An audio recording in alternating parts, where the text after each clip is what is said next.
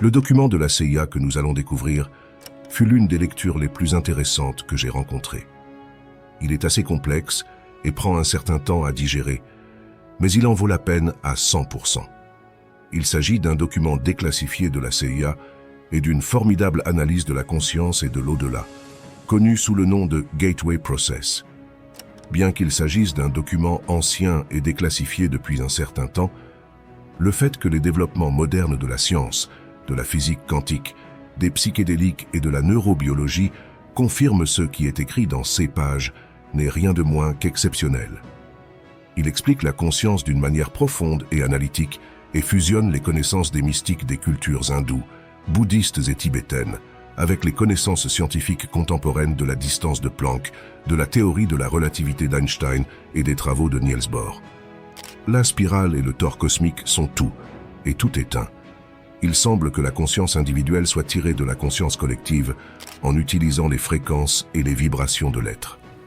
Cela s'applique à tous les êtres, aux humains, aux baleines, aux champignons, aux amibes, etc.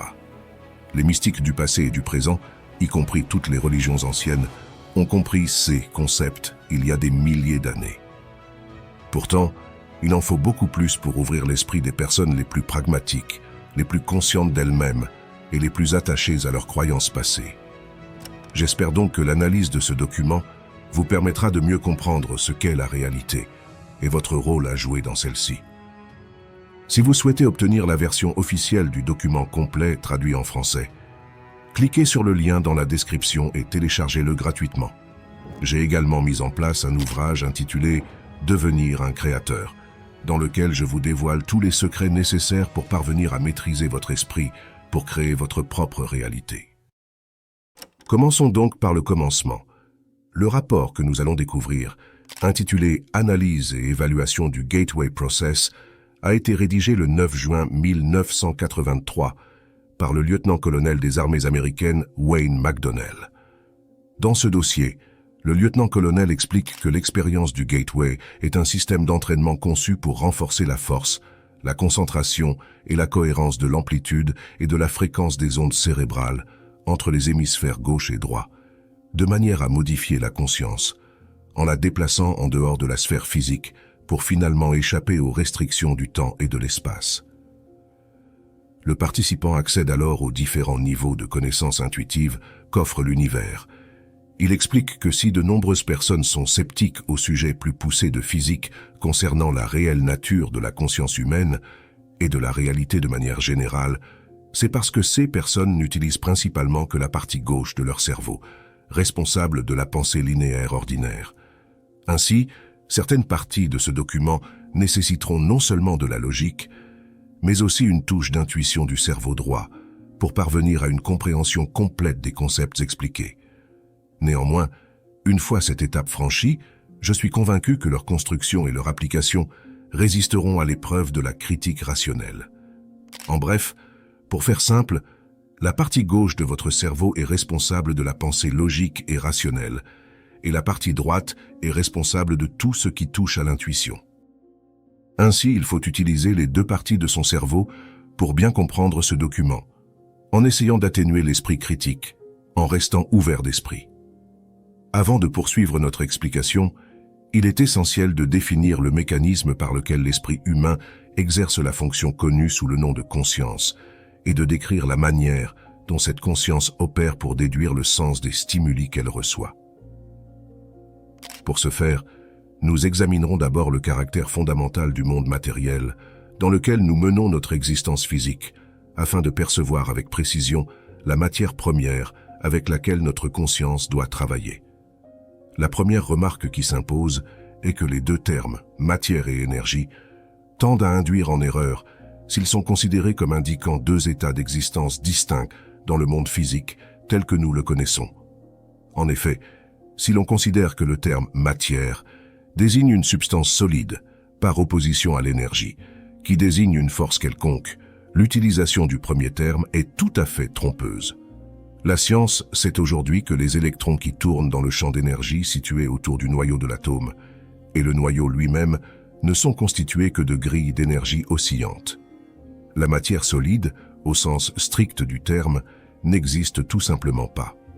La structure atomique est plutôt composée de grilles d'énergie oscillantes, entourées d'autres grilles d'énergie oscillantes qui orbitent à des vitesses extraordinairement élevées. Un atome oscille au rythme de 10 puissance 15 Hz. Une molécule entière, composée d'un certain nombre d'atomes liés ensemble dans un champ d'énergie unique, vibre à une fréquence de 10 puissance 9 Hz. Une cellule humaine vivante vibre à environ 10 puissance 3 Hz. Ce qu'il faut retenir, c'est que l'être humain tout entier, cerveau, conscience et tout le reste, n'est, comme l'univers qui l'entoure, ni plus ni moins qu'un système extraordinairement complexe de champs d'énergie. Les soi-disant états de la matière sont en fait des variations de l'état de l'énergie. Et la conscience humaine est une fonction de l'interaction de l'énergie dans deux états opposés qui sont mouvement versus repos.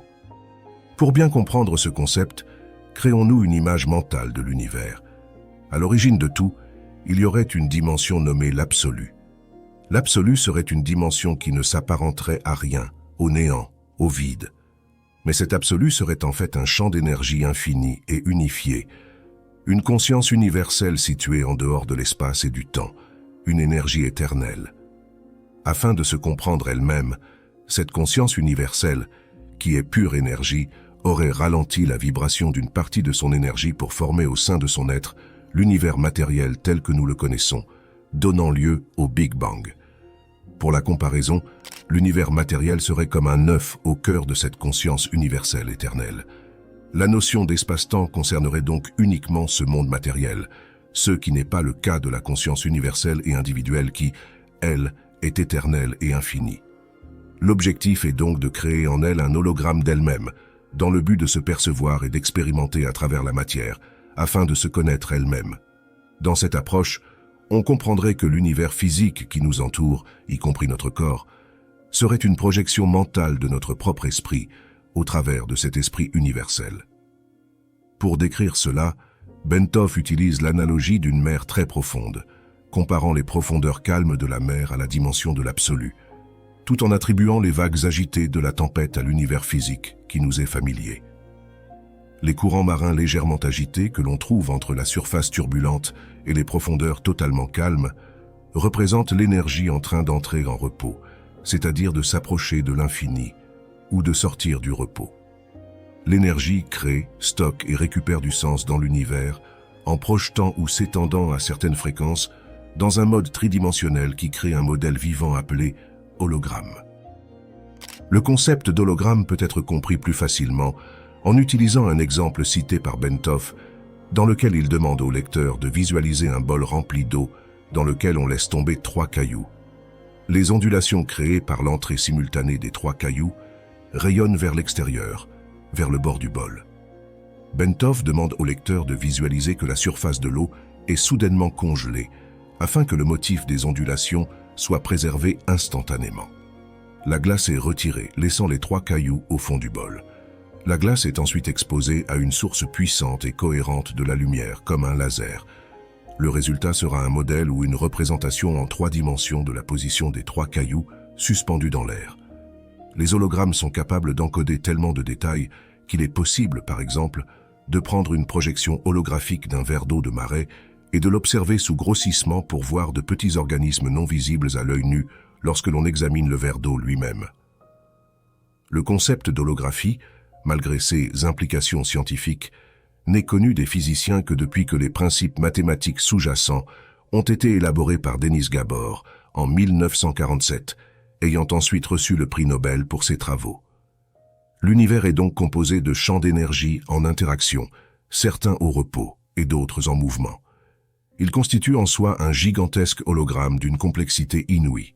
Selon les théories de Karl Pribram, neuroscientifique à l'université de Stanford, et de David Bohm, physicien à l'université de Londres, l'esprit humain est également un hologramme qui s'accorde à l'hologramme universel par le biais d'un échange d'énergie, déduisant ainsi le sens et atteignant l'état que nous appelons la conscience. En ce qui concerne les états de conscience élargis ou altérés tels que les utilisations de gateway, le processus fonctionne de la manière suivante. Lorsque l'énergie traverse divers aspects de l'hologramme universel et qu'elle est perçue par les champs électrostatiques qui composent l'esprit humain, les images holographiques transmises sont projetées sur C, champs électrostatiques de l'esprit, et sont perçues ou comprises dans la mesure où le champ électrostatique fonctionne à une fréquence et à une amplitude qui peuvent s'harmoniser avec le modèle d'onde porteuse d'énergie qui le traverse, et par conséquent, le lire.